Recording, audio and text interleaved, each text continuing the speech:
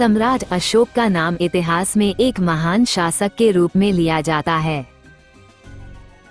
मौर्य साम्राज्य के इस शासक ने न केवल अपने शासन का विस्तार किया बल्कि मानवता, शांति और नैतिकता के आदर्श भी स्थापित किए।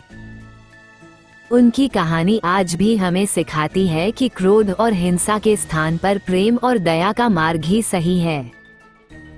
अशोक सम्राट बिंदुसार के पुत्र और चंद्रगुप्त मौर्य के पोते थे। अशोक का बचपन से ही स्वभाव तेज और साहसी था।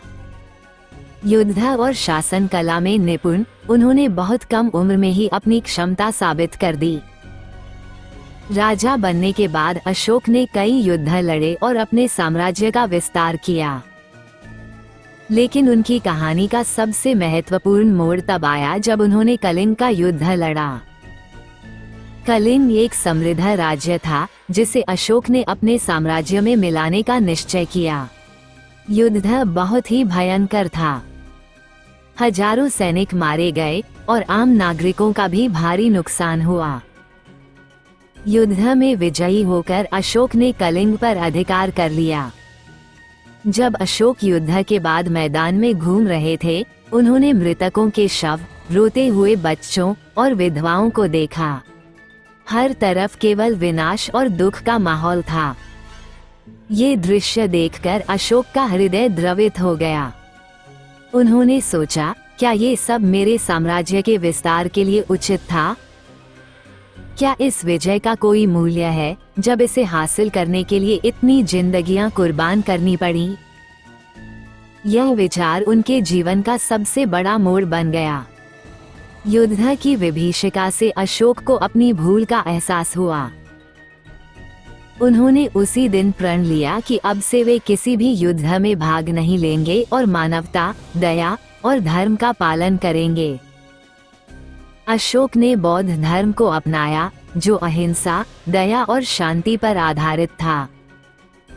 उन्होंने कहा, सच्चा राजा वही है जो अपने लोगों की सेवा करे और उनका कल्याण सुनिश्चित करे।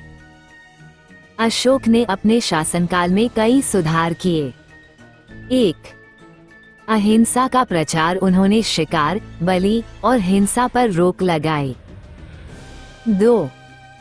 धर्म लिपियां, सम्राट अशोक ने अपने आदेशों को शिलालेखों और स्तंभों पर खुदवाया ताकि उनकी नैतिक शिक्षाएं हर जगह पहुंच सकें। 3.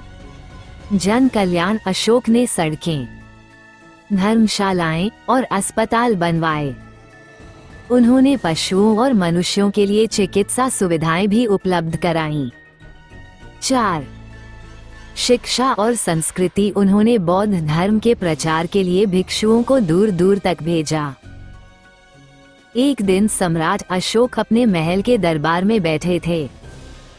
उसी समय एक गरीब किसान उनके पास पहुंचा और बोला, महाराज, मेरी फसल बर्बाद हो गई है।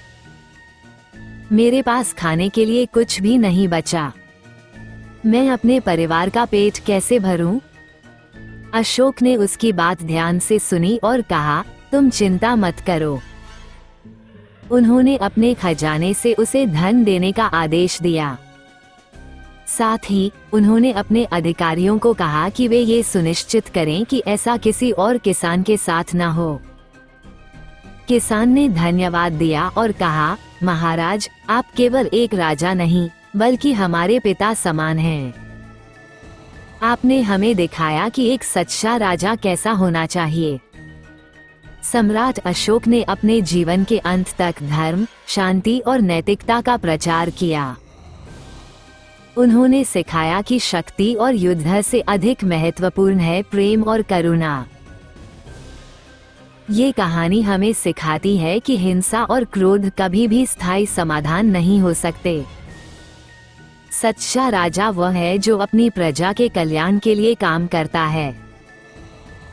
अशोक का जीवन इस बात का उदाहरण है कि जीवन में सही रास्ते पर चलकर ही सच्ची सफलता पाई जा सकती है।